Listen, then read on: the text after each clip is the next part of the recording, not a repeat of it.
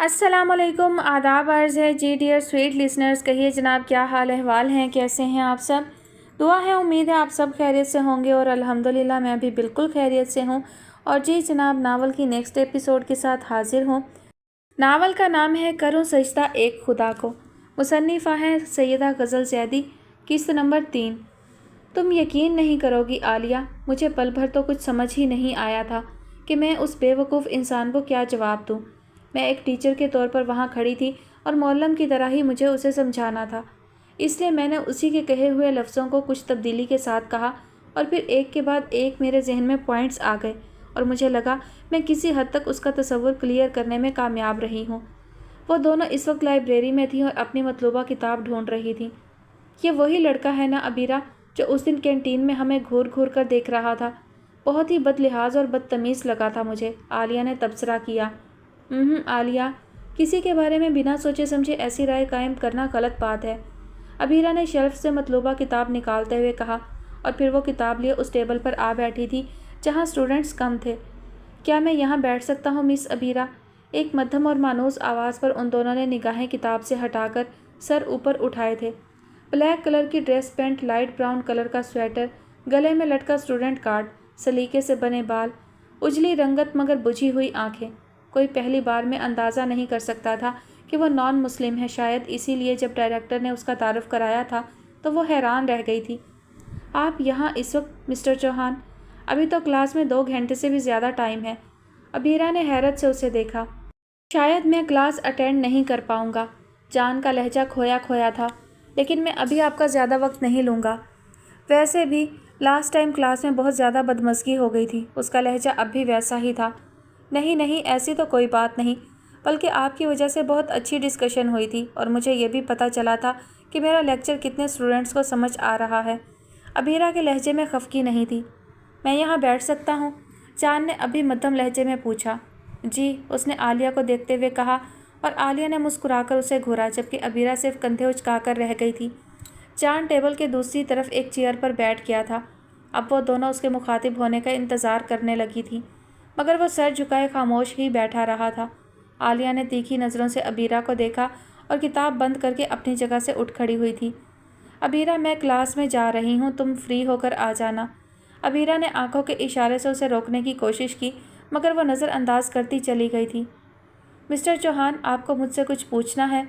अबीरा का अंदाज सवालिया था। कभी कभी ऐसा होता है मिस अबीरा, बहुत से सवाल इंसान के रूबरू होते हैं, मगर वो समझ नहीं पाता कौन सा सवाल उसे मतलूबा मंजिल तक पहुंचा सकता है। मैं इसी कश्मकश में हूँ कि मैं शुरुआत कहाँ से करूँ। चांद ने अब पहली बार सर उठाया था। वो सवाल मुंतखब करना चाहिए जो अपने आप में एक दुनिया हो, अबीरा ने फ़लसफ़ियाना अंदाज में कहा। जैसे? चांद ने सवालिया अंदाज में कहा। जैसे इस्लाम क्या है? अबीरा ने बहुत मध्यम और पुरसकून मुस्कुराहट के साथ कहा और जान की निगाहों में एक रंग आकर गुजरा। आप इस्लाम को समझना चाहते हैं ना? अबीरा ने तस्दीक चाही थी। मुझे नहीं पता मैं क्या चाहता हूँ मिस अबीरा। क्या है जो मुझे इतना मुस्तरब कर रहा है कि मेरा दिल किसी इबादत में नहीं लग रहा। मैं बैठा तो चर्च में होता हूँ, मगर मेरा ध्यान कहीं और होता है। मैं देखता कहीं और, सोच की परवाज़ कहीं होती है।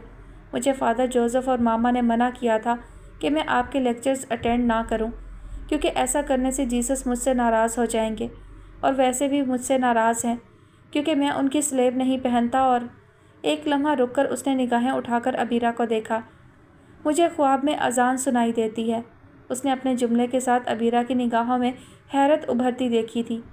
पहले मैं इन जादुई लफ्ज़ों को समझ नहीं पाता था, लेकिन एक दिन जब मैं अदिल के घर था तो मैंने ख्वाब के अलावा हकीकत में अजान सुनी।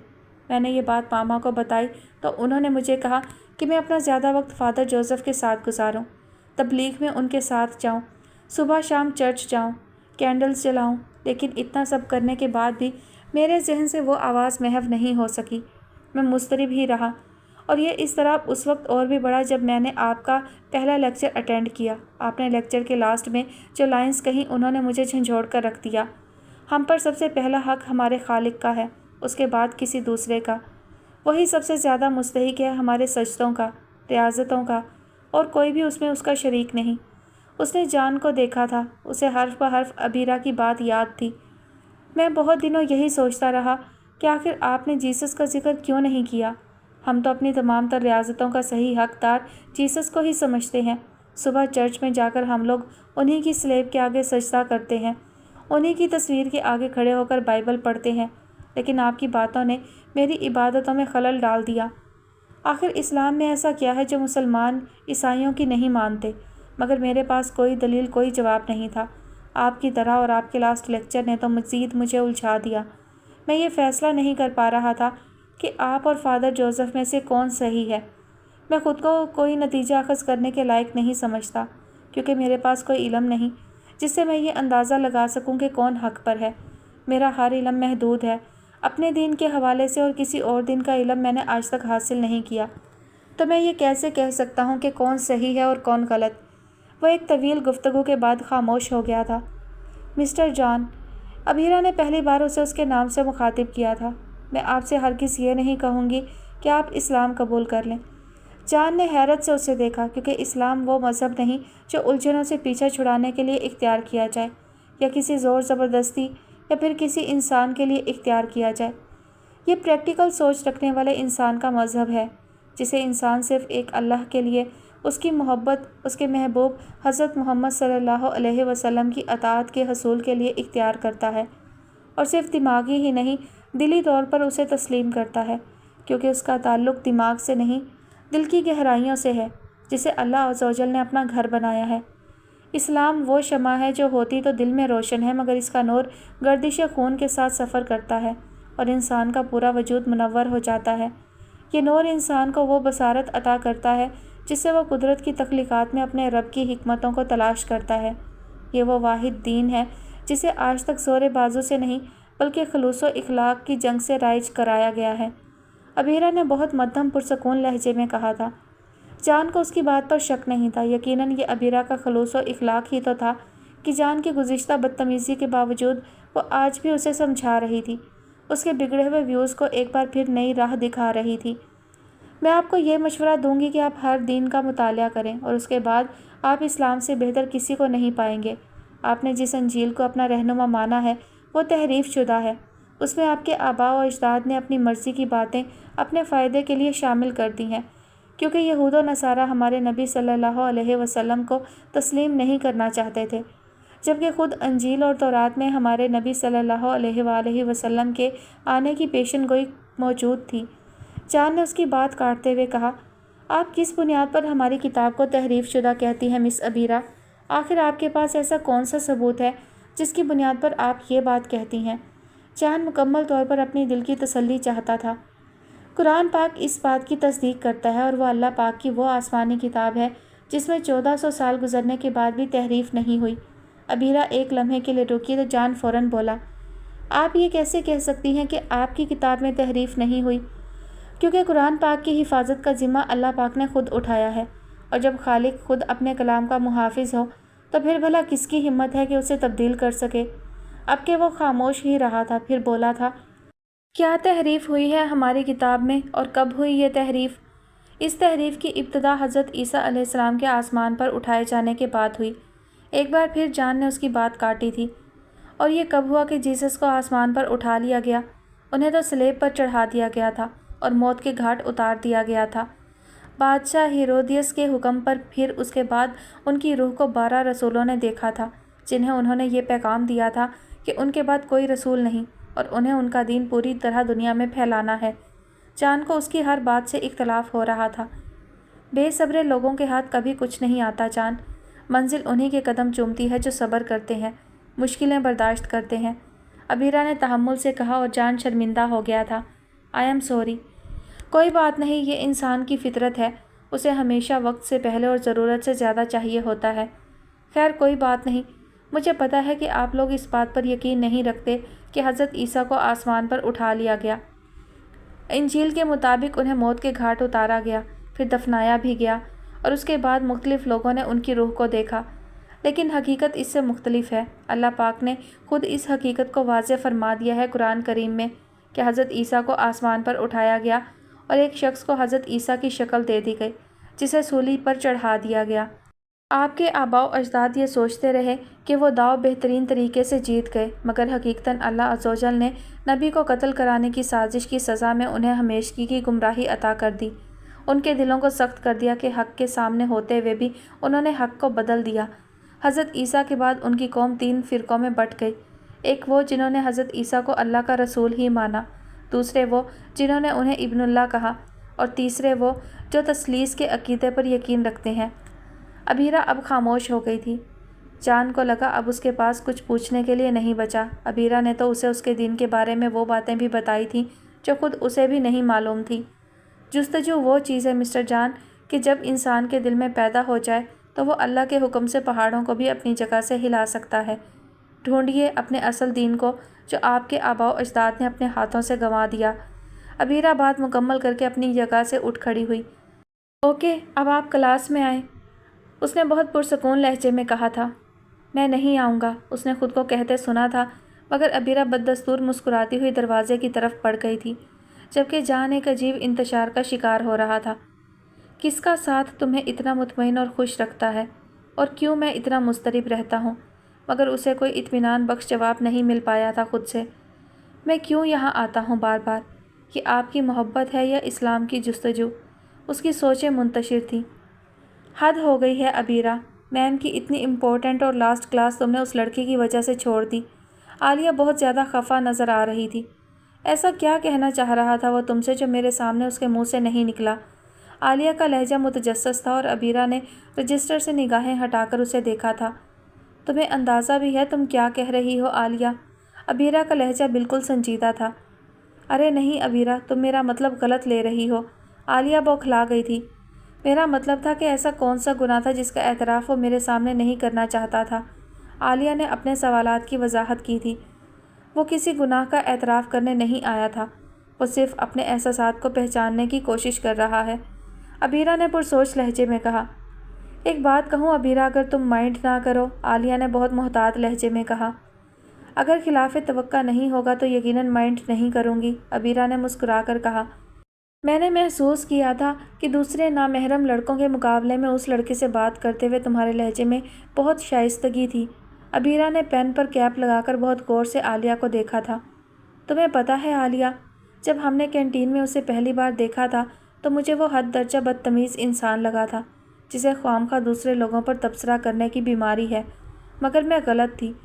دوسری بار جب اس نے میرا لیکچر اٹینڈ کیا تو مجھے لگا تھا کہ شاید وہ صرف تفریحاً وہاں آ گیا تھا، لیکن میں تب بھی غلط تھی۔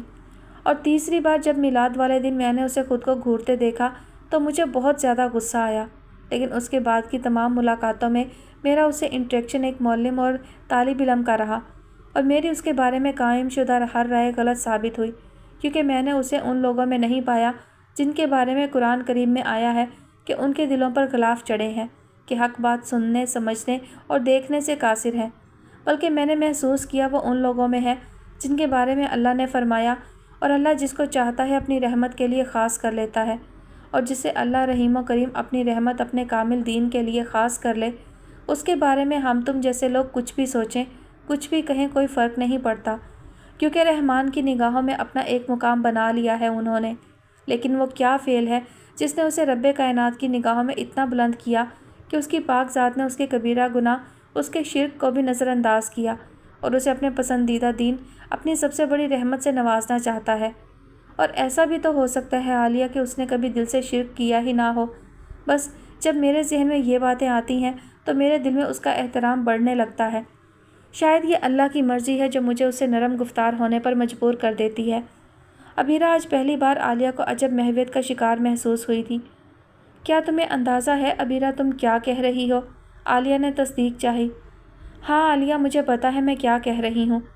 میں دیکھ سکتی ہوں اس کی نگاہوں میں حقیقی رب کی جستجو ہے، وہ تلاش کرنا چاہتا ہے دین حق کو، اور یہ جستجو اللہ صرف انہی کو دیا کرتا ہے جن کے دل میں وہ ایمان کی ہلکی سی روشنی بھی دیکھتا ہے، اور اس کے دل میں وہ روشنی ہے عالیہ، مگر افسوس یہ ہے کہ نہ تو وہ اس روشنی کو محسوس کر پا رہا ہے اور نہ ہی سمجھ پا رہا ہے۔ ابیرہ کہتی جا رہی تھی اور اس وقت خود اسے بھی نہیں معلوم تھا کہ وہ جس نور ہدایت کی بات کر رہی ہے جان اس سے بے خبر نہیں، بس وہ اس کے لیے نور ہدایت نہیں بلکہ خود ابیرہ عباد ہے۔ وہ جب سے گھر آیا تھا تب سے ابیرہ کی دی ہوئی اس کتاب کو دیکھ رہا تھا جو کلاس کے اختتام پر ابیرہ نے اسے دی تھی۔ وہ انکار کے باوجود اس کی کلاس اٹینڈ کرنے گیا تھا۔ وہ اس کی بات ٹال ہی نہیں سکتا تھا اور نہ ہی اس نے کوشش کی تھی۔ کیا مجھے یہ کتاب پڑھنی چاہیے؟ وہ دھڑکتے دل کے ساتھ سوچ رہا تھا۔ اگر ماما کو پتہ چلا تو کیا ہوگا؟ اس کے دل کو ایک عجیب خدشہ لاحق ہوا تھا۔ میں ہرگز نہیں کہوں گی کہ آپ دین اسلام قبول کر لیں۔ اس کے کانوں میں ابیرہ کی آواز گونجی تھی۔ اگر آپ یہی چاہتی ہیں تو پھر آپ نے مطالعہ کے لیے مجھے اپنی کتاب کیوں دی؟ اس نے کتاب کے فرنٹ پیپر پر نظر ڈالی تھی جس پر لکھا تھا عقائد اسلام۔ اس نے دراز کھول کر کتاب اس میں رکھ دی اور آنکھیں بند کر کے ابیرہ کے آج کے لیکچر پر غور کرنے لگا تھا۔ توحید سے مراد اللہ کو اس کی ذات و صفات میں یکتا و تنہا اور منفرد ماننا۔ کوئی انسان اس وقت تک مسلمان نہیں ہو سکتا جب تک وہ دل سے تسلیم نہ کر لے کہ اللہ عز و جل اپنی ذات میں اکیلا ہے، یعنی اس کے مثل کوئی نہیں، اور نہ ہی کسی کو اس قدر حیثیت حاصل ہے کہ اس کے اوصاف میں اس کا شریک و محرم بن جائے۔ یعنی اگر دوسرے لفظوں میں کہا جائے کہ وہ ہر طرح کے شرک سے پاک ہے تو بہتر ہوگا۔ کوئی بھی انسان یہ دعویٰ ہرگز نہیں کر سکتا کہ نعوذ باللہ وہ اللہ عز و جل جیسے اوصاف رکھتا ہے۔ نہ تو یہ دعویٰ آج تک اللہ کے کسی ماننے والے نے کیا ہے اور نہ کسی دوسری مخلوق نے، جیسے جنات۔ ہاں، اگر انہوں نے ضرور کیا جو اللہ کو نہیں مانتے تھے، جیسے فرعون اور نمرود۔ اب یہاں زیر غور بات یہ بھی ہے کہ انبیاء کرام علیہم السلام بھی اللہ کے منتخب شدہ ہونے کے باوجود بشر ہی تھے۔ ان کا درجہ، ان کا رتبہ بے شک اور بلا شبہ عام انسانوں سے بلند ہے، لیکن اللہ عز و جل کے مقابل ہرگز نہیں۔ اور جب انبیاء کرام علیہم السلام اس کے برابر نہیں، تو عام انسان جیسے عارفین، اولیاء کرام، علماء، فقہا وغیرہ کوئی بھی قدرت نہیں رکھتا کہ وہ اللہ کی مرضی کے بغیر کسی کو رزق ہی پہنچا سکے، کسی کی کوئی مراد منت پوری کرے۔ اللہ پاک خود اگر چاہتا ہے تو اپنے اختیارات میں بہت قلیل حصہ اپنے مقرب اور محبوب بندوں کو عطا کر دیتا ہے، جیسے اس نے حضرت موسیٰ علیہ السلام کو معجزات عطا کیے تھے، جیسے اس نے حضرت سلیمان کو ہر جاندار کی زبان سکھائی، جنات کو قابو کرنے کا فن عطا کیا، ہمارے نبی صلی اللہ علیہ وسلم کو اس نور سے بنایا کہ دھوپ میں کبھی ان کا سایہ نہیں بنتا تھا۔ وہ امی تھے، مگر عقل و فہم کی وہ باتیں لوگوں کو بتاتے جو ان کے وقت کے قابل سے قابل لوگ بھی نہ بتا سکتے تھے۔ انہوں نے اللہ کے حکم سے انگشت کے اشارے سے چاند کو 2 حصوں میں تقسیم کیا، اور اسی طرح اللہ پاک نے حضرت عیسیٰ علیہ السلام کو بہت سے معجزات عطا کیے، جیسے اندھوں کو آنکھ یعنی بینائی عطا کر دینا، کوڑھی کو ٹھیک کر دینا، مردوں کو جلا دینا، اور مٹی سے پرندے بنا کر انہوں نے زندہ کیے۔ مگر ان تمام معجزات میں کسی بھی نبی یا رسول کا اپنا کوئی عمل دخل نہیں تھا، مگر ہم نفس کے تابع انسانوں نے ان معجزات کی بنا پر انہیں اللہ کا درجہ دینا شروع کر دیا، اور کچھ نے جیسے یہود و نصارہ نے اپنے نبیوں کو نعوذ باللہ اللہ کے بیٹے ماننے لگے۔ یہودیوں نے کہا حضرت عزیر علیہ السلام ابن اللہ، اور نصارہ نے کہا کہ حضرت عیسیٰ علیہ السلام ابن اللہ، لیکن یہ سراسر شرک ہے، اللہ پر بہتان ہے، اور اللہ پاک نے یہود و نصارہ کے اس بدقول کو اس طرح مسترد کیا ہے۔ سورہ مریم کی آیت نمبر 35 میں ارشاد ہے، اللہ کی یہ شان نہیں کہ وہ اولاد کو اختیار کرے، وہ بالکل پاک ہے، وہ جب کوئی کام کرنا چاہتا ہے تو بس اس کا ارشاد فرما دیتا ہے کہ ہو جا، سو وہ ہو جاتا ہے۔ اسی طرح سورہ کہف میں بھی فرمایا، اور تاکہ ان لوگوں کو ڈرائے جو یوں کہتے ہیں کہ نعوذ باللہ اللہ تعالیٰ اولاد رکھتا ہے، نہ تو اس کی کوئی دلیل ان کے پاس ہے اور نہ ان کے آباء و اجداد کے پاس تھی۔ بڑی بھاری بات ہے جو ان کے منہ سے نکلتی ہے، اور وہ لوگ بالکل ہی جھوٹ بولتے ہیں۔ یکدم دروازہ ایک دھماکے سے کھلا اور ماما اندر داخل ہوئی تھیں، اور ان کے چہرے پر پریشانی کے سائے لہرائے تھے۔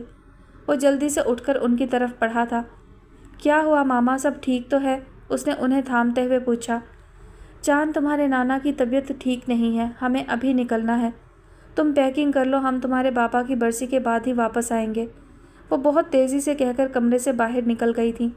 چاند چند ثانیے حیران پریشان کھڑا رہا تھا، پھر الماری کی طرف بڑھ گیا تھا۔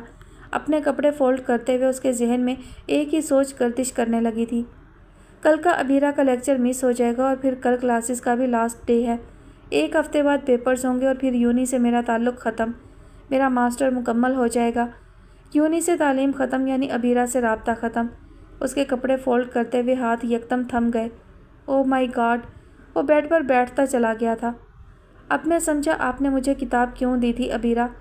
آپ جانتی تھی کہ انسان کی زندگی میں کبھی کل نہیں آتی، اور اسی لیے آپ نے مجھے کتاب دی کہ اگر آپ مجھ سے نہ مل سکیں تو وہ کتاب مجھے صحیح اور غلط کا فرق بتا دے۔ وہ بے خیالی میں بڑبڑاتا چلا گیا تھا۔ اللہ اکبر، اللہ اکبر۔ اس نے بچے کو ہاتھ میں لیتے ہی پہلے اس کے ماتھے کا بوسہ لیا اور پھر اس کے کان میں اذان دی اور مخاطب ہوا، تم مسلمان ہو میرے بیٹے، تم نے مسلمان گھر میں آنکھیں کھولی ہیں، تمہارے باپ کا اختتام بھی ایمان پر ہوگا انشاءاللہ، اور میری دعا ہے تمہارے لیے کہ تم بھی اپنی زندگی ایمان کی راہ پر سفر کرتے ہوئے گزارو۔ میں تمہیں اسلام کی تعلیم کرتا ہوں۔ اسلام سب سے بہتر دین ہے، اس پر عمل پیرا ہونے والے لوگ دنیا کے بہترین لوگ ہیں، اس لیے میں تمہیں تاکید کرتا ہوں کہ کچھ بھی ہو جائے اپنی حقیقت مت بھولنا، میں رہوں نہ رہوں حق کا راستہ مت چھوڑنا۔ ہم سب کا رب ایک ہی ہے، اللہ عز و جل، اور وہی عبادت کے حقوق کا وارث ہے، اس کا حق مت مارنا، کبھی بھی اس کی محبت کو اپنے دل سے محو مت ہونے دینا، ایمان قائم رکھنا، ایمان قائم رکھنا۔ میں تمہارا نام اذان رکھتا ہوں۔ اذان اللہ کی طرف سے بلاوا ہے اس کے مومن بندوں کے لیے، اور میں تمہیں ان مومنوں میں سے ایک دیکھنا چاہوں گا۔ اذان۔ اس کی آنکھوں سے بہنے والے آنسو بچے کے چہرے کو بھگونے لگے تھے۔ میں نے اپنے دین کو چھوڑ کر جو کبیرہ گناہ کیا تھا اس کی سزا میں نے یہاں تو نہیں پائی، لیکن وہاں مجھے اس گناہ کی سزا ضرور ملے گی۔ اگر تم نیک اور صالح بنے اذان تو میری بخشش ممکن ہو جائے گی۔ اب میری آخروی زندگی کی رہائی تمہارے عمل پر ہے بیٹے۔ اس نے ایک بار پھر اپنے بیٹے کا بوسہ لیا۔ سر، آپ کی بیوی کو ہوش آ گیا ہے، نرس نے بتایا تھا۔ وہ سر ہلاتا ہوا اٹھ کھڑا ہوا، بچے کو گود میں اٹھائے وہ کمرے میں آ گیا۔ جینی اسپتال کے بیڈ پر لیٹی مسکرا رہی تھی۔ وہ بیڈ کے نزدیک رکھے اسٹول پر بیٹھ گیا اور اذان کو جینی کے برابر لٹاتے ہوئے اس نے مسکرا کر جینی کو دیکھا۔ جینی یاد کرنے کی کوشش کر رہی تھی کہ دانیال نے کتنے وقت بعد اسے مسکرا کر دیکھا تھا، مگر وہ اندازہ نہیں کر پائی تھی۔ میں بہت خوش ہوں، بہت زیادہ۔ تمہیں پتہ ہے میں نے اپنے بیٹے کا نام کیا رکھا ہے؟ اذان رکھا ہے۔ اس نے خود ہی سوال کیا اور پھر خود ہی جواب بھی دے دیا۔ جینی کو یہ بات پسند نہیں آئی تھی۔ جینی، میں تم سے ایک بار پھر مسلمان ہونے کی درخواست کرتا ہوں، اس نے نرم لہجے میں کہا۔ دیکھو دانی، تم نے دوبارہ اپنا مذہب اختیار کیا، میں نے تمہیں نہیں روکا۔ تم نے ایک ہی گھر میں رہنے کے باوجود مجھے بالکل تنہا کر دیا، میرے ساتھ اٹھنا بیٹھنا، کھانا پینا، ہنسنا بولنا، بات کرنا سب ترک کر دیا۔ میں نے پھر بھی شکوہ نہیں کیا، اور آج میری مرضی کے بغیر تم نے میرے بیٹے کو مسلمان بنا دیا۔ میں پھر بھی تم سے شکوہ نہیں کر رہی، لیکن میں اسلام قبول کر لوں یہ ناممکن ہے دانی۔ تمہاری اس دین سے محبت مجھے اس دین سے نفرت بڑھاتی جاتی ہے۔ جینی نے حد درجہ نفرت سے کہا اور اپنا رخ دوسری طرف پھیر لیا، جبکہ دانیال اس کی باتوں کو نظر انداز کرتا اپنے بیٹے کی طرف متوجہ ہو گیا تھا۔ آج اذان پورے 1 ماہ کا ہو چکا تھا جینی، اسی لیے میں تم سے یہ بات بہت واضح الفاظ میں کہتا ہوں کہ تم اسلام قبول کر لو، ورنہ… وہ ایک لمحے کے لیے رکا تھا۔ جینی اس وقت گارڈن میں اذان کے ساتھ بیٹھی باتیں کر رہی تھی۔ ورنہ کیا دانیال؟ جینی نے غیر یقینی انداز میں اسے دیکھا۔ ورنہ مجھے تمہیں چھوڑنا پڑے گا، کیونکہ میں نہیں چاہتا کہ میرا بیٹا ایک مشرک کی گود میں پرورش پائے، اس نے بہت ٹھہرے ہوئے لہجے میں کہا، اور جینی اس کا منہ دیکھتی رہ گئی تھی۔ اسے یقین نہیں آ رہا تھا کہ کیا یہ وہی دانیال ہے جس نے اس کے لیے سب کچھ چھوڑا تھا۔ وہ ڈبڈباتی آنکھوں سے اسے جاتا دیکھتی رہی اور پھر اپنے کمرے میں چلی آئی۔ کتنی ہی دیر روتی رہی تھی وہ۔ اسے زندگی میں پہلی بار دانیال سے شدید نفرت محسوس ہو رہی تھی۔ اس نے آنسو صاف کر کے سامنے راہداری میں بنے کمرے کی طرف دیکھا، جس کے کھلے دروازے میں سے اسے دانیال نظر آ رہا تھا۔ وہ اذان کو ہاتھوں میں اٹھائے اس کے کان میں کچھ کہہ رہا تھا۔ کیا باتیں کرتا رہتا ہے یہ میرے بیٹے سے دن رات، کہیں میرے بیٹے کو اپنی طرح پکا مسلمان نہ بنا لے۔ اس کے دل میں عجب وسوسے آنے لگے۔ نہیں، میں ایسا نہیں ہونے دوں گی، لیکن میں کیا کروں؟ او جیسس، اسے کچھ سمجھ میں نہیں آ رہا تھا۔ بی بی جی، آپ کے گھر والے آئے ہیں آپ سے ملنے، ایک ملازمہ نے اندر داخل ہو کر کہا، اور جینی بجلی کی رفتار سے کمرے سے باہر نکلتی چلی گئی تھی۔ دور تک پھیلا صحرا دھوپ کی تیزی کے سبب جل رہا تھا۔ انسان تو بہت دور کی بات، کسی حیوان کے وہاں ہونے کا، اور وہ بھی زندہ سلامت، تصور ہی ناممکن تھا۔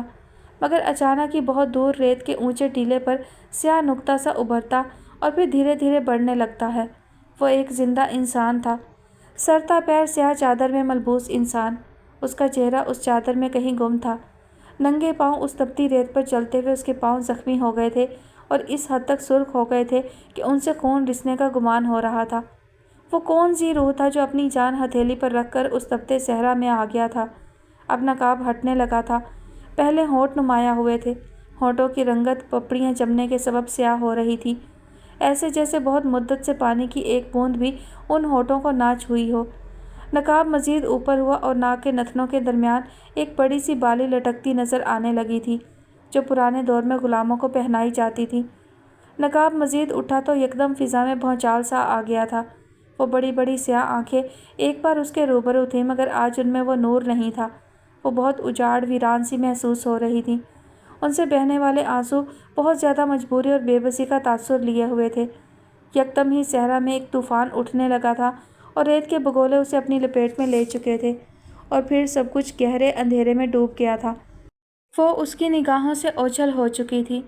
اس نے ہڑبڑا کر آنکھیں کھولیں۔ اس کا دل بہت بے ترتیب دھڑک رہا تھا۔ اس کا وجود شدید ٹھنڈ کے باوجود پسینے میں شرابور تھا۔ اس نے گہرے سانس لینے کے ساتھ ارد گرد کا جائزہ لیا تو وہ صحرا نہیں بلکہ وہ نہر تھی جس کے کنارے وہ بیٹھا تھا، اپنی خالہ کے گھر سے واپسی پر۔ وہ جب بھی اپنی مما کے ساتھ ان کے قصبے آتا تو اپنی خالہ کے گھر ضرور جایا کرتا تھا۔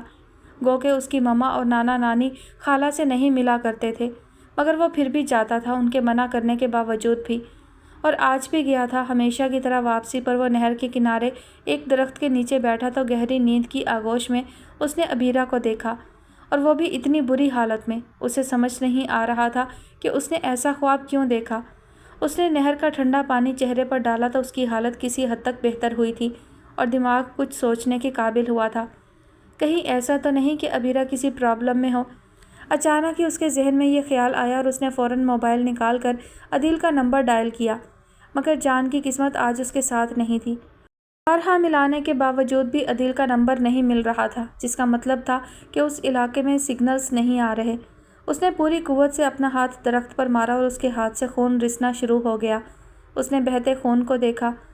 اگر انسان کو لگے کہ اس پر یا اس کے کسی اپنے پر کوئی مصیبت آنے والی ہے تو اسے چاہیے کہ اللہ کی راہ میں اپنی یا اس شخص کی طرف سے صدقہ کرنے سے وہ مشکل یا تو ٹل جائے گی یا پھر کسی حد تک کم ہو جائے گی۔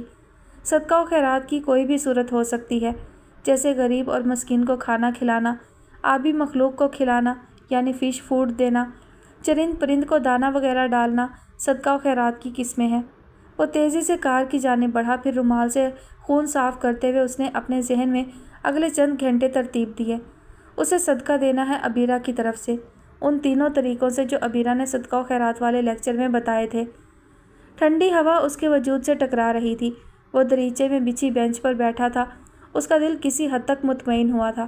وہ صدقہ کر چکا تھا ابیرہ کی طرف سے، اور اب آسمان پر ٹمٹماتے ستاروں کو دیکھتے ہوئے وہ اس ہستی سے مخاطب تھا جس پر ابیرہ ہر ہستی سے زیادہ یقین رکھتی تھی۔ میں نے ابیرہ کی طرف سے صدقہ کیا ہے تیری راہ میں، سچے دل سے، اسے قبول فرما اور ابیرہ کو ٹھیک رکھ۔ وہ بہت بھروسہ کرتی ہے تجھ پر، اس کا یقین ایمان اس کا دین ہے تو۔ جان نے اپنے دل میں ایک سکون سا محسوس کیا تھا۔ جان کہاں گئے ہوئے تھے؟ میں کب سے تمہیں ڈھونڈ رہی تھی۔ اس کی مما نے اس کے کندھے پر ہاتھ رکھ کر اسے جھنجھوڑا اور اس نے پلٹ کر انہیں دیکھا۔ مما کیا ہم ابھی گھر چل سکتے ہیں؟ جان نے کہا۔ کیوں، تمہاری طبیعت تو ٹھیک ہے؟ انہوں نے نہ سمجھنے والے انداز میں اسے دیکھا۔ میں ٹھیک ہوں مام، بس مجھے اپنے پیپرز کی ٹینشن ہو رہی ہے، اور ویسے بھی اب تو نانا جی کی طبیعت بھی ٹھیک ہے اور بابا کی برسی بھی ہو گئی ہے۔ جان نے توجیہ پیش کی۔ پیپرز کی وجہ سے تم نے کب سے پریشان ہونا شروع کر دیا؟ انہوں نے ذومانی انداز میں کہا۔ مام پلیز، میں گھر جانا چاہتا ہوں اور بس۔ اسے الجھن ہو رہی تھی ان کے سوالات سے۔ اوکے چلو میں پیکنگ کرتی ہوں۔ انہوں نے محسوس کیا کہ جان کو ان کے سوالات سے الجھن ہو رہی ہے، اسی لیے انہوں نے کوئی مزید سوال نہیں کیا۔ تقریباً 1 گھنٹے بعد وہ قصبے کی حدود سے نکل رہے تھے۔ انہوں نے محسوس کیا تھا کہ جان کار بہت تیز چلا رہا تھا، اور گھر پہنچ کر اس نے سب سے پہلے عدیل کو کال کی تھی۔ پہلی ہی بار میں کال ریسیو ہو گئی تھی۔ تم کہاں ہو جان اس وقت؟ رسمی الیکس لیگ کے بعد عدیل نے اس سے سب سے پہلا سوال کیا تھا۔ گھر پر ہوں، جان نے خود کو بہت نارمل ظاہر کرنے کی کوشش کی۔ ویسے وہاں سب خیریت ہے نا؟ میرا مطلب ہے ابیرہ۔ جان اپنا جملہ مکمل نہیں کر پایا تھا، اسے سمجھ ہی نہیں آ رہا تھا وہ عدیل سے ابیرہ کے بارے میں کیسے پوچھے۔ یکدم دونوں طرف ہی خاموشی چھا گئی تھی۔ بالآخر جان نے ہر احتیاط کو بالائے طاق رکھا، یہاں تک کہ عدیل کے خفا ہونے کو بھی۔ عدیل، ابیرہ کیسی ہے؟ مجھے نہیں پتا، لیکن مجھے ایسا لگ رہا ہے کہ وہ کسی مصیبت میں ہے۔ وہ ایک ہی سانس میں کہتا چلا گیا۔ میں خود بھی سمجھ نہیں پا رہا تھا کہ میں تمہیں کیسے بتاؤں۔ میں نے خود ہی تمہیں ابیرہ سے دور رہنے کا کہا تھا، اب اس کی اتنی پرابلم میں تمہیں کیسے شامل کروں؟ عدیل کے لہجے میں شرمندگی تھی۔ کیا ہوا عدیل ابیرہ کو؟ وہ ٹھیک تو ہے؟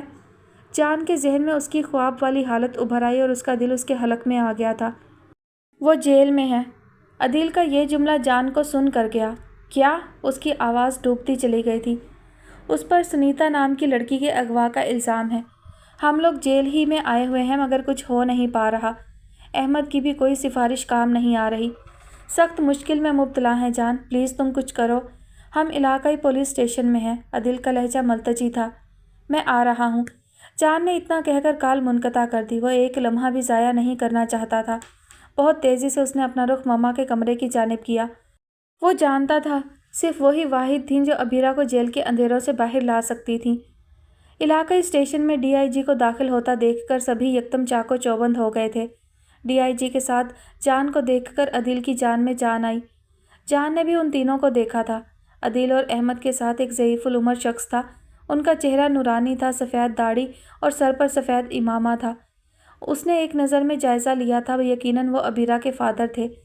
ڈی آئی جی کی آمد پر انسپکٹر، سب انسپکٹر سبھی حاضر ہو گئے تھے۔ انسپکٹر نے آگے بڑھ کر ڈی آئی جی سے ہاتھ ملایا تھا۔ سر آپ یہاں، سب خیریت تو ہے؟ اس نے جان کی طرف دیکھتے ہوئے پوچھا۔ میں ایک پرسنل کیس کے سلسلے میں آیا ہوں۔ تم نے ابیرہ عباد کو سنیتا کے اغوا کے الزام میں گرفتار کیا ہے۔ اسے فی الحال چھوڑ دو، آگے کے معاملات میں خود سنبھال لوں گا، انہوں نے تحکمانہ لہجے میں کہا۔ لیکن سر، اس پر کشور مہرا کی بیٹی کے اغوا کا الزام ہے اور آپ جانتے ہیں نا انہیں، اس نے زمانی انداز میں کہا۔ میں نے کہا نا میں خود سنبھال لوں گا۔ اب کی بار ان کا لہجہ تھوڑا تیز تھا۔ اوکے سر، اس نے مزید کوئی بات نہیں کی اور انہیں ساتھ لیے ایک طرف بڑھنے لگا۔ چلیں جان، انہوں نے جان کو مخاطب کیا تو وہ ان تینوں سے مل چکا تھا۔ ابیرہ کے فادر اس کے بہت مشکور تھے مگر احمد کے چہرے کے تاثرات بہت ناگوار تھے۔ وہ مزید کوئی بات کیے بغیر ڈی آئی جی کے پیچھے چل پڑا۔ وہ اب طے خانے کی سیڑھیاں اتر رہے تھے۔ اس نے دیکھا وہاں بہت اندھیرا تھا، صرف ایک چھوٹا سا بلب تھا جو دو طرفہ بنی کال کوٹھڑیوں کے وسط میں تھا۔ جان کا دل ڈوبنے لگا۔ اس کا دل چاہا کہ وہ وہاں سے بھاگ جائے یا پھر پھوٹ پھوٹ کر روئے۔ وہ یہاں ہے، ان درندہ صفت لوگوں کے درمیان۔ کیوں؟ اسے یہاں نہیں ہونا چاہیے تھا۔ ابیرہ جیسی پاکیزہ لڑکی کیوں ان ناپاک لوگوں کے درمیان ہے؟ کیوں؟ وہ تو اپنے رب سے بہت محبت کرتی ہے، پھر اس نے کیوں اسے یہاں ان اندھیروں میں لا چھوڑا؟ اس نے آج تک کوئی گناہ نہیں کیا، کوئی غلط کام نہیں، پھر کیوں دی جا رہی ہے اسے یہ سزا؟ کیوں؟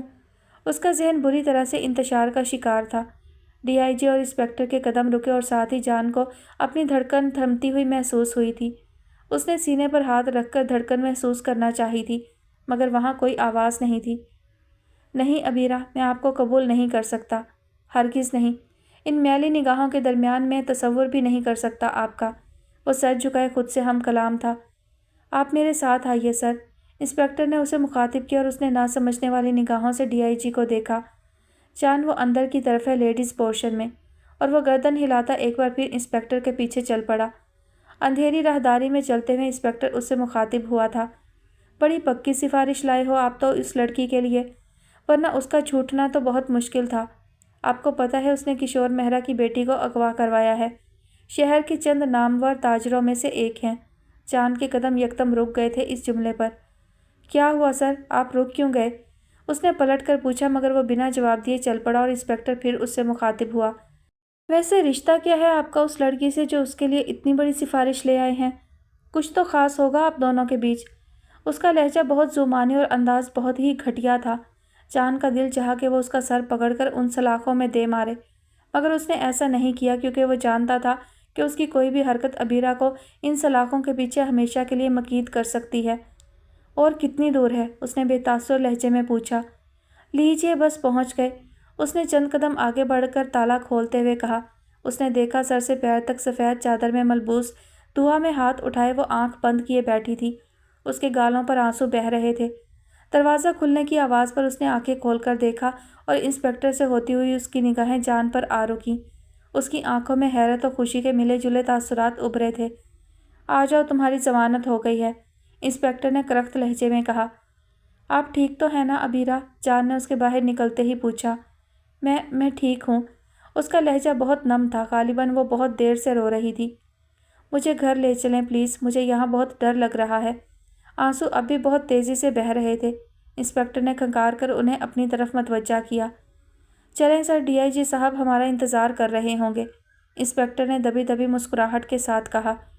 چلیں، اس نے عبیرہ سے پوچھا اور اس نے اسبات میں سر ہلا دیا۔ وہ دونوں ساتھ ساتھ چل پڑے تھے، تبھی پیچھے سے آتا ہوا انسپکٹر عبیرہ کے برابر چلنا شروع ہو گیا۔ عبیرہ نے خفیف سی نگاہوں سے جان کو دیکھا اور جان نے سمجھ جانے والے انداز میں سر ہلایا۔ وہ چند قدم آگے بڑھا اور اس طرح لڑکھڑایا جیسے اندھیرے میں کسی چیز سے ٹکرایا ہو۔ انسپکٹر نے جلدی سے آگے بڑھ کر اسے پکڑا اور اس دوران عبیرہ کو اپنی جگہ چینج کرنے کا موقع مل گیا۔ وہ پہلے جان کے بائیں طرف چل رہی تھی، اب دائیں طرف آ گئی تھی۔ میں ٹھیک ہوں، جان نے اپنے بازو سے انسپکٹر کا ہاتھ ہٹاتے ہوئے کہا اور سر جھکا کر چلنا شروع کر دیا۔ اگر وہ عبیرہ کی جانب دیکھتا تو وہ دیکھ پاتا وہ اس کی کتنی مشکور تھی۔ اس کی نگاہیں ایک بار پھر بیک ویو مرر پر اٹھی تھیں۔ وہ اب بھی اپنے بابا کے سینے پر سر ٹکائے رو رہی تھی۔ اس کے آنسو بھی اس کے کردار کی طرح شفاف اور چمکدار تھے۔ اس نے دیکھا احمد ایک بار پھر اسے گھور رہا تھا، عبیرہ کو دیکھنے پر۔ اس نے اپنی نگاہیں ایک بار پھر ونڈ اسکرین سے باہر روڈ پر جما دی تھیں، مگر تھوڑی دیر بعد پھر اس کی نگاہیں بیک ویو مرر پر اٹھی تھیں۔ عبیرہ کی آنکھوں سے بہتا ہوا ایک ایک آنسو اسے اپنے دل پر گرتا اور دل پگھلتا ہوا محسوس ہو رہا تھا۔ اب کی بار اس نے احمد کی جانب نہیں دیکھا۔ وہ جانتا تھا احمد اسے دیکھ رہا ہے اور احمد کو وہ اپنی دلی کیفیت بتانے اور سمجھانے سے قاصر تھا۔ کچھ دیر بعد اس نے کار عدل کے گھر کے آگے روکی۔ وہ سب کار سے اترے تھے۔ عباد صاحب نے ایک بار پھر جان کا شکریہ ادا کیا۔ عبیرہ کے آنسو اب تھم گئے تھے، مگر وہ بالکل نڈھال ہو چکی تھی اور عباد صاحب کے سینے پر سر ٹکائے کھڑی تھی۔ وہ تینوں اب گھر کی طرف بڑھ گئے تھے۔ عدل نے جان کے کندھے پر ہاتھ رکھا اور نفی میں سر ہلایا تھا۔ تبھی ان دونوں نے ایک ساتھ عباد صاحب کے گھر کی جانب دیکھا اور اسی وقت عبیرہ نے بھی پلٹ کر مشکور نگاہوں سے جان کی جانب دیکھا تھا، مگر احمد یکدم درمیان میں حائل ہو گیا تھا اور وہ لوگ گھر میں داخل ہو گئے تھے۔ عدل جان کے گلے لگا اور پھر شکریہ کہتے ہوئے گھر کی طرف بڑھ گیا تھا۔ جان نے کار سٹارٹ کرتے ہوئے سوچا تھا، انسان کو ہمیشہ زندگی میں مشکل فیصلے کیوں لینے پڑتے ہیں؟ مجھے آج تک یہ سمجھ نہیں آیا، مگر آج سمجھ گیا ہوں۔ حقیقتاً کوئی بھی فیصلہ مشکل نہیں ہوتا، بلکہ ہمیں اپنی زندگی اور اپنے پیاروں کی خوشیوں میں سے کسی ایک کا انتخاب کرنا ہوتا ہے، اور ہم ہمیشہ اپنے پیاروں کی خوشیاں مقدم رکھتے ہیں اپنی زندگی پر، اور میں نے بھی آج یہی کیا ہے۔ عبیرہ عباد 5 سال بعد وہ اس سرزمین پر قدم رکھ رہا تھا۔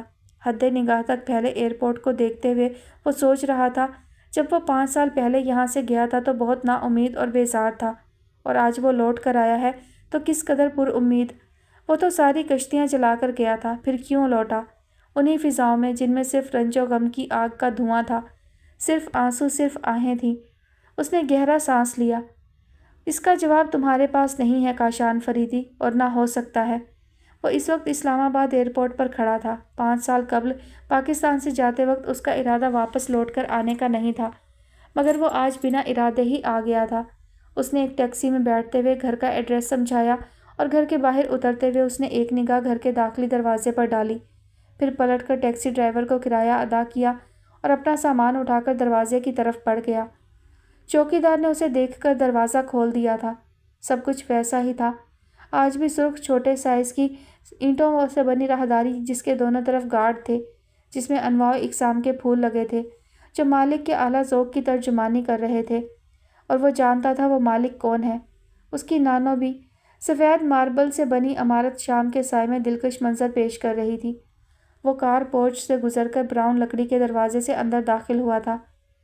کتنی بار کہا ہے میں بلڈ پریشر کی مریض ہوں، کھانے میں نمک تھوڑا ہولے ہاتھ سے ڈالا کر، مگر مجال ہے جو تم میری ایک بھی سن لو۔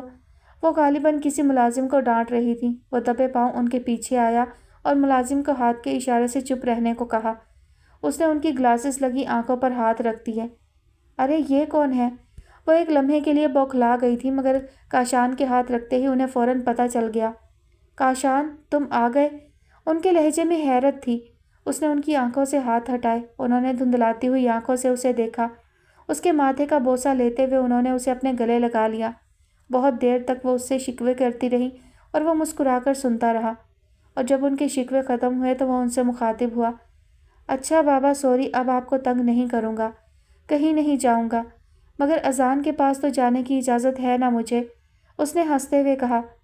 لیکن زیادہ دن کے لیے نہیں، اور ہاں، اب تم آ گئے ہو تو میں تمہیں کسی نہ کسی کھونٹے سے باندھ ہی دوں گی تاکہ تم یہاں سے جا ہی نہ سکو۔ انہوں نے اپنے دوپٹے کے آنچل سے آنسو پونچھتے ہوئے کہا، ہم دونوں آج ڈنر باہر کریں گے نانوبی، اوکے؟ اس نے ان کی بات نظر انداز کر دی تھی۔ تم نے سنا میں نے کیا کہا؟ انہوں نے ایک بار پھر اسے متوجہ کیا۔ نانوبی، اگر آپ مجھے کسی کھونٹے سے باندھنے کی کوشش کریں گے تو میں اسی دنیا میں گم ہو جاؤں گا جس سے میں واپس آیا ہوں۔ فیصلہ اب آپ کے ہاتھ میں، جس طرح 5 سال قبل میرے ہاتھ میں تھا۔ اس کا لہجہ سلگا ہوا تھا، وہ اسے دیکھتی ہی رہ گئی تھی۔ وہ باغی نہیں تھا مگر خفا تھا۔ خوش آمدید مسٹر کاشان فریدی، اذان سمیت اس کے تمام سٹاف نے کاشان کا بہت خوش دلی سے استقبال کیا تھا۔ کیسے ہو؟ وہ دونوں اب اذان کے آفس میں موجود تھے۔ بالکل ٹھیک ہوں، آپ سنائیں یہ کیا حال ہے؟ کاشان نے بڑے اطمینان سے جواب دیا۔ یہاں بھی الحمدللہ ٹھیک ہی ہیں، تم بتاؤ پاکستان سے دور کیسی گزری زندگی؟ دوسرے لوگوں کے ساتھ کام کرنے کا تجربہ کیسا تھا؟ اذان نے انٹرکام کا ریسیور اٹھا کر کافی اور بسکٹ کا آرڈر دیا۔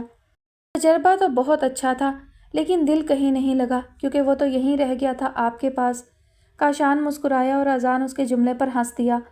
چلو اب تھوڑی بہت سنجیدہ گفتگو ہو جائے۔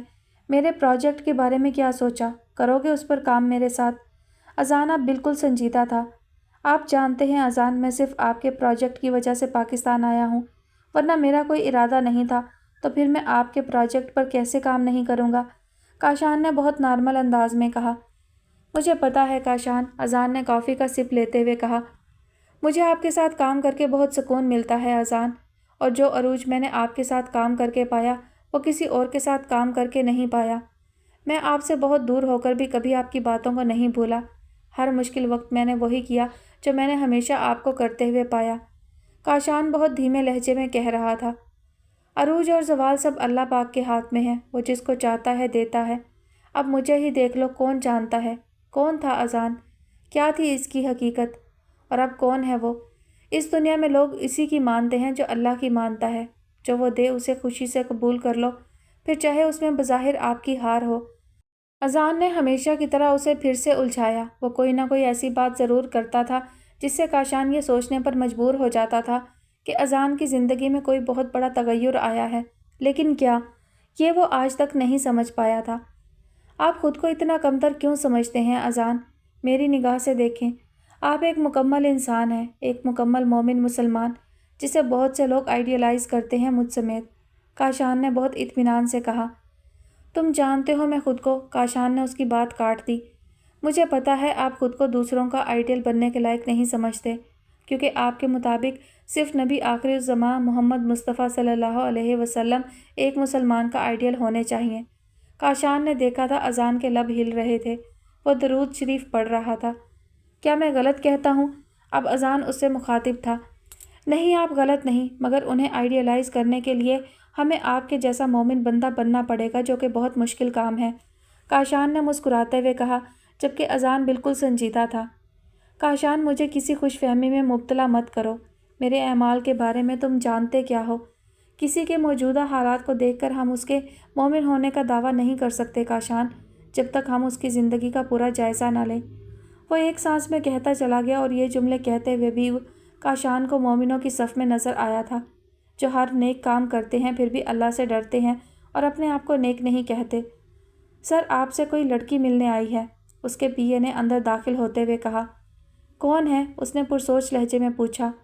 آلیانہ عباد۔ یہ نام سن کر وہ اپنی جگہ منجمد ہو گیا۔ وہ اپنے کمرے کے سامنے بنے دالان میں کھڑا تھا، ٹھنڈی ہوائیں اس کے وجود سے ٹکرا رہی تھی۔ اس کے پی سی پر بیک اسٹریٹ بوائز کا گانا بلند آواز میں چل رہا تھا، اس کی پلکیں نم تھیں۔ جان، تمہیں پتہ ہے یہ بھی ایک عجیب اتفاق ہوا ہے، یہاں تمہاری اور ریٹا کی منگنی ہوئی اور ادھر ابیرہ اور احمد کا نکاح ہو گیا۔ عدیل کے یہ جملے اس نے پچھلے چند گھنٹوں میں کتنی بار سوچے تھے اور ہر بار کتنی تکلیف محسوس کی تھی، اس کا اندازہ خود اسے بھی نہیں ہو رہا تھا۔ اس نے ریٹا کی پہنائی ہوئی رنگ کو دیکھا۔ جان، اگر تم چاہتے ہو کہ میں ابیرہ کو جیل سے باہر نکلواؤں تو تم ریٹا سے شادی کے لیے تیار ہو جاؤ۔ اسے ماما کے لہجے کی صفاقی یاد آئی تھی۔ مشکل فیصلے بھلے ہی کتنے مشکل کیوں نہ ہوں، انہیں لینے میں پلک جھپکنے کا ٹائم بھی نہیں لگتا۔ اگر تم مسلمان ہوتے جان تو میرے نزدیک ابیرہ کے لیے تم سے بہتر کوئی نہیں تھا۔ مگر یہ تمہاری سب سے بڑی بدقسمتی ہے کہ تم ایک نان مسلم ہو اور ابیرہ ایک پکی مسلمان۔ وہ گھٹنوں کے بل زمین پر بیٹھتا چلا گیا اور اپنے دونوں ہاتھ گھٹنوں پر رکھتے ہوئے اس نے آسمان کی جانب دیکھا تھا۔ کیا مذہب ایک مسلمان کی زندگی میں اتنا اہم ہوتا ہے کہ ہر سچا جذبہ اس کے سامنے بے معنی ہو جاتا ہے؟ اس کے چہرے پر کرب کے آثار تھے۔ اس نے گردن جھکاتے ہوئے ہاتھ گھاس پر رکھ دیے تھے۔ کیا میرے لیے میرا مذہب اتنا اہم ہے؟ اس نے اپنے دل کو ٹٹولا اور اس کے جواب پر اسے حیرت ہوئی تھی۔ اس کا جواب منفی تھا۔ ہاں ابیرہ، آپ میری زندگی میں اتنی اہم ہیں کہ میں آپ کے لیے اپنا سب کچھ چھوڑ سکتا ہوں۔ اگر آپ زندگی بھر میرا ساتھ نبھانے کا وعدہ کرتی تو میں مسلمان ہو جاتا ابیرہ، آپ کے لیے۔ مگر اب اس سوچ کا کوئی فائدہ نہیں، کیونکہ اب آپ میری زندگی کا حصہ کبھی نہیں بن سکتی۔ اس کی آنکھ سے آنسو گرا اور ہری گھاس پر شبنم کے قطرے میں مل گیا۔ منفی سوچیں آج اس پر اس حد تک حاوی تھی کہ وہ ابیرہ کا پڑھایا ہوا ہر سبق بھول گیا تھا۔ اسلام وہ مذہب نہیں جو مشکلوں اور الجھنوں سے پیچھا چھڑانے کے لیے اختیار کیا جائے، یا کسی زور زبردستی سے، یا پھر کسی انسان کے لیے اختیار کیا جائے۔ یہ ایک پریکٹیکل سوچ رکھنے والے انسان کا مذہب ہے، جسے انسان صرف اللہ کی محبت، اس کے محبوب صلی اللہ علیہ وسلم کی اطاعت کے حصول کے لیے اختیار کرتا ہے۔ یہ جملے فضاؤں میں کہیں گردش کر رہے تھے، مگر وہ آج سن نہیں پایا تھا۔ اگر سن لیتا تو جان جاتا کہ اس نے مجازی محبت کو حقیقی محبت پر فوقیت دی ہے، اور اس کی یہ محبت خود اس کے اور ابیرہ کے لیے کتنا بڑا امتحان ہو سکتی تھی وہ نہیں جانتا تھا۔ اے عشق نبی میرے دل میں بھی سما جانا، مجھ کو بھی محمد کا دیوانہ بنا جانا۔ قدرت کی نگاہیں بھی جس چہرے کو تکتی تھیں، اس چہرہ انور کا دیدار کرا جانا۔ جس خواب میں ہو جائے دیدار نبی حاصل، اے عشق کبھی مجھ کو نیند ایسی سلا جانا۔ دیدار محمد کی حسرت تو رہے باقی، جز اس کے ہر ایک حسرت اس دل سے مٹا جانا۔ اپنی نعت مکمل کر کے وہ اسٹیج پر ہی اپنی ہی جگہ پر آ بیٹھا تھا۔ آج 12 ربیع الاول کا دن تھا اور ہر سال کی طرح اس نے آج بھی محفل میلاد میں حصہ لیا تھا۔ اس کے نعت پڑھتے ہی پورا ماحول سبحان اللہ کے نعروں سے گونج اٹھا تھا۔ بہت بڑے پیمانے پر ہونے والے اس میلاد میں ملک بھر سے میڈیا کے لوگ آئے ہوئے تھے۔ کچھ دیر اسٹیج پر بیٹھے رہنے کے بعد وہ نیچے آ گیا اور تبھی کسی نے اس کی انگلی پکڑ کر اسے روکا تھا۔ وہ ایک 7-8 سال کا بچہ تھا اور ہاتھ میں پکڑا ہوا گلاب اس کی طرف بڑھا رہا تھا۔ اس نے دیکھا وہ بہت گول مٹول سا بچہ تھا۔ وائٹ شلوار، بلیک قمیض، پشاوری چپل، سر پر بلیک ٹوپی جس میں تھوڑے تھوڑے فاصلے پر موتی لگے ہوئے تھے۔ اسے بے اختیار اس بچے پر پیار آیا تھا۔ وہ بچہ شرما گیا۔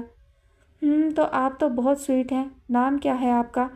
اس نے اپنے دونوں ہاتھ بچے کی گردن کے گرد حمائل کیے تھے، بہت پیار سے پوچھتے ہوئے۔ میرا نام عبداللہ عبد الرحمن ہے، اور آپ نعت بہت اچھی پڑھتے ہیں اور بہت سویٹ بھی ہیں۔ وہ بچہ بہت معصوم انداز میں بولا تھا۔ بہت بہت شکریہ میری نعت پسند کرنے کے لیے۔ ویسے آپ کا نام صرف عبداللہ ہے یا عبد الرحمن بھی ہے؟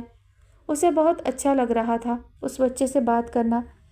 یہ پورا نام میرا ہی ہے، میری مما کہتی ہیں کہ مجھے عبداللہ نام بہت پسند تھا اور تمہارے بابا کو عبد الرحمن، اس لیے ہم نے تمہارے دونوں ہی نام رکھ دیے کیونکہ اللہ تعالیٰ کو یہ دونوں نام بہت پسند ہیں۔ اس کی باتیں بہت دلچسپ تھیں اور وہ محظوظ ہونے لگا تھا۔ ویسے آپ کا کوئی دوسرا بھائی نہیں ہے؟ اس کے لہجے میں اب تھوڑی شرارت تھی۔ نہیں، لیکن کیوں انکل؟ اس بچے نے بہت معصومیت سے پوچھا۔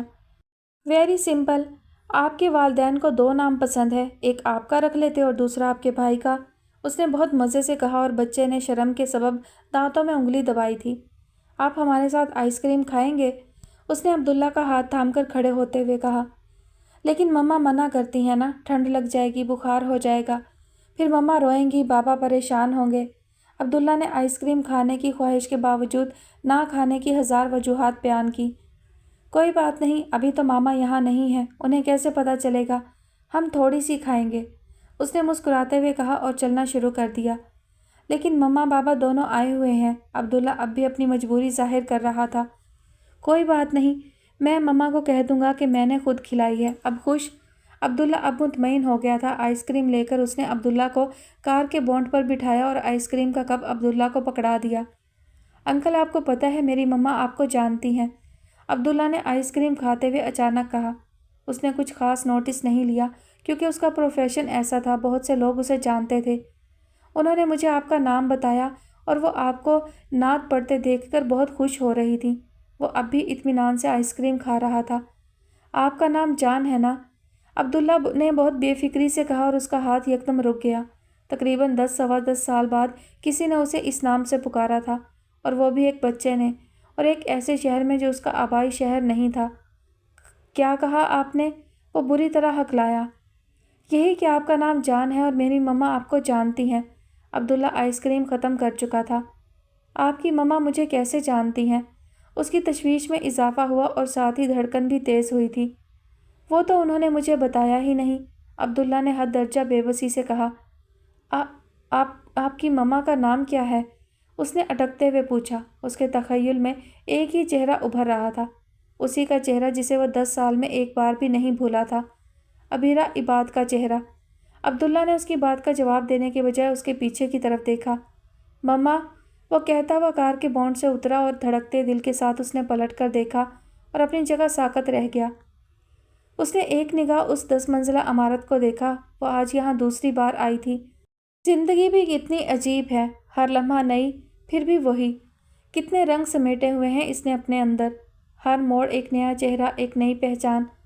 کیا ہے میری اصل پہچان؟ کون ہوں میں؟ کن حالات میں میری پہچان مجھ سے کھو گئی اور کیوں؟ بے ترتیب سوالات اس کے ذہن میں آ رہے تھے۔ وہ سیڑھیاں چڑھ کر دروازے سے اندر داخل ہوئی اور کاؤنٹر پر پہنچ کر اس نے پوچھا، کیا میں اذان سے مل سکتی ہوں؟ سوری میم، آج سر چھٹی پر ہیں۔ اسے ایک بار پھر مایوسی کا سامنا کرنا پڑا۔ اوکے۔ وہ پلٹ کر احرام کو دیکھنے لگی تھی۔ وہ جانے کہاں رہ گیا تھا؟ ہو سکتا ہے وہ باہر میرا انتظار کر رہا ہو۔ میری وجہ سے وہ بھی کتنا پریشان رہنے لگا ہے۔ اس کا ذہن سوچوں کی آماج کا بنا ہوا تھا۔ مس آلین، اذان کا سیل آف ہے، آپ لینڈ لائن ڈائل کریں کہ وہ آج کیوں نہیں آیا۔ اس آواز نے اس کے ذہن میں سوچوں کے سلسلے کو روک دیا تھا۔ اسے وہم نہیں ہوا تھا۔ یہ اسی انسان کی آواز تھی جسے وہ لاکھوں میں تو کیا کروڑوں کی بھیڑ میں بھی پہچان سکتی تھی۔ اس نے پلٹ کر دیکھا۔ وہ بھی پلٹتے ہوئے اسے دیکھ چکا تھا۔ اس کے چہرے پر نگاہ پڑتے ہی کچھ منظر، کچھ آوازیں ابھرنے لگی تھیں۔ طوبہ، آپ میری زندگی میں دھڑکن کی مانند ہے، لیکن میری نانو بھی میری زندگی میں سانسوں کی مانند ہے۔ میری زندگی کا تصور آپ دونوں کے بنا ہی ناممکن ہے، مگر جب مجھے آپ دونوں میں سے کسی ایک کو چننے کا موقع ملا تو میں انہیں ہی چنوں گا، اور میں نے انہیں ہی چنا ہے۔ میں نے ان کی مرضی کے خلاف آپ سے شادی نہیں کر سکتا۔ آپ مجھے بھول جائیں۔ کاشان فریدی، اس کے منہ سے غیر یقینی انداز میں نکلا۔ اس دن کے بعد طوبہ نے کبھی بھی اس کے روبرو نہ آنے کی دعائیں مانگی تھیں، مگر آج وہ اس کے روبرو آ ہی گیا تھا۔ وہ الٹے قدم پیچھے ہٹ کر دروازے کی طرف بڑھی تھی، تبھی احرام اندر داخل ہوا۔ طوبہ نے اس کا ہاتھ تھاما اور جلدی سے اسے وہاں سے چلنے کو کہا۔ کاشان دیکھ رہا تھا طوبہ کی زندگی میں آنے والا چینج۔ وہ لڑکا کون تھا وہ یہ تو نہیں جانتا تھا، مگر ان کا رشتہ کس نوعیت کا ہو سکتا ہے یہ اندازہ اسے ہو گیا تھا۔ احمد بیٹا، رات کے 3 بج رہے ہیں، اب تک سوئے نہیں؟ طبیعت تو ٹھیک ہے نا؟ اس کے کمرے کی لائٹ آن دیکھ کر وہ اس کے کمرے میں آ گئی تھی۔ وہ بے سدھ بیڈ پر لیٹا ہوا تھا۔ ان کی آواز پر اٹھ کر بیٹھ گیا۔ نیند نہیں آ رہی تھی اماں، اس نے سر جھکائے ہوئے جواب دیا۔ ادھر دیکھو میری طرف، انہوں نے اس کے برابر بیٹھتے ہوئے کہا۔ اس نے دیکھا تو اس کی آنکھیں سرخ ہو رہی تھیں۔ کیوں دے رہے ہو خود کو یہ سزا اور کب تک دو گے؟ ان کے لہجے میں درد تھا۔ کوئی سزا نہیں دے رہا ہوں میں خود کو اماں، وہ مزید کچھ کہتا اس سے پہلے وہ گویا ہوئیں۔ یہ سزا نہیں تو اور کیا ہے؟ اپنی حالت دیکھو تم، بھول کیوں نہیں جاتے اسے؟ وہ تڑپ کر بولی تو وہ چند لمحے خاموش رہا، پھر دھیمے لہجے میں مخاطب ہوا۔ کیا کوئی انسان سانس لینا بھول سکتا ہے؟ وہ گنگ رہ گئی تھی۔ اس نے اب ان کے چہرے کی جانب دیکھا۔ نہیں نا، اس نے تصدیق بھی کر دی تھی، پھر اٹھ کر بیڈ کی سائڈ ٹیبل پر رکھی نیند کی گولی کھائی اور بیڈ پر لیٹ گیا۔ شب بخیر اماں، وہ بنا جواب دیے ہی کمرے سے باہر نکل آئی تھی۔ آخر کب ختم ہوگی میرے بیٹے کی سزا میرے مالک؟ کب تک وہ ایک ایب نارمل زندگی جیے گا؟ ان کی پلکیں نم ہونے لگی تھیں۔ کون کہہ سکتا ہے کہ دن کی روشنیوں میں لوگوں کے درمیان خوشیاں بانٹنے والا رات کے اندھیروں میں اس طرح سسکتا ہے؟ وہ بل کھاتی راہداری کے اختتام پر سیڑھیوں پر آ بیٹھی تھی۔ مجھے کہتی ہیں کہ اپنی صحت کا خیال نہیں رکھتے، اور خود اتنی ٹھنڈ میں ٹھنڈے ماربل پر بیٹھی ہیں۔ احمد کی آواز پر انہوں نے سر اٹھا کر دیکھا۔ چلیے اٹھیے یہاں سے۔ اس نے اپنا ہاتھ ان کی طرف بڑھایا اور انہوں نے اپنا ہاتھ اس کے ہاتھ میں دیا اور اٹھ کھڑی ہوئیں۔ میں نے کہا نا آپ سے، میں بالکل ٹھیک ہوں، آپ خواہ پریشان ہو رہی ہیں۔ ان کا ہاتھ تھامے وہ ان کے کمرے کی طرف پیش قدمی کرنے لگا۔ تمہیں کیا پتا کہ ایک ماں کے دل پر کیا گزرتی ہے جب اس کا بیٹا بظاہر بہت نارمل ہونے کے باوجود بھی ایک اب نارمل زندگی گزار رہا ہو، نیند کی گولی کھائے بغیر نہ سوتا ہو۔ وہ دونوں اب کمرے تک پہنچ گئے تھے۔ انہیں بیڈ پر لٹا کر اس نے کمبل ڈال دیا۔ شب بخیر اماں، اس نے اٹھتے ہوئے کہا اور انہوں نے مسکرا کر جواب دیا۔ ان کے کمرے سے نکل کر وہ سیڑھیوں پر ہی آ بیٹھا تھا جہاں کچھ دیر پہلے اس کی اماں تھی۔ ایک ٹرینکولائزر کھا کر بھی اس کی آنکھوں میں نیند کہیں نہیں تھی۔ اس کی آنکھوں سے یہ اندازہ ہو رہا تھا کہ وہ شدید ڈپریشن کا شکار ہے، مگر وہ ڈپریشن کیوں تھا سوائے اس کے کوئی نہیں جانتا تھا، یہاں تک کہ اس کی اماں بھی نہیں۔ جی تو ڈیئر لسنرز، آج کی ایپیسوڈ کا اختتام ہوتا ہے یہیں پر۔ کہانی کافی الجھی ہوئی محسوس ہو رہی ہے، بہت سارے کردار سامنے آ رہے ہیں لیکن کوئی سرا ہاتھ میں نہیں آ رہا، کوئی سر پیر نہیں جڑ رہا ابھی تک، اور کہانی بھی تقریباً آدھی ہو چکی ہے۔ آدھی تو نہیں کہیں گے لیکن بس ذرا سی ہی کم ہے آدھی سے، لیکن ابھی تک کہانی کا کوئی سرا ہاتھ میں نہیں آیا ہے کہ کہانی کس سمت جا رہی ہے، کون کس کا کیا لگتا ہے، کیا ہونے والا ہے۔ خیر دیکھتے ہیں، زیادہ طویل نہیں ہے کہانی، اس کی مزید جو ہیں وہ 4 ایپیسوڈ اور ہوں گی اور یہ انشاءاللہ جلد ختم ہو جائے گی۔ اگر آپ لوگوں کو بور لگ رہی ہے، اچھی نہیں لگ رہی تو کامنٹ سیکشن میں ضرور بتائیے گا۔ دلچسپ تو مجھے لگ رہی ہے لیکن تھوڑی سی ابھی الجھی ہوئی ہے۔ دیکھتے ہیں آگے کیا سامنے آتا ہے۔ اپنا بہت سارا خیال رکھیے گا، مجھے اپنی دعاؤں میں یاد رکھیے گا۔ اللہ حافظ۔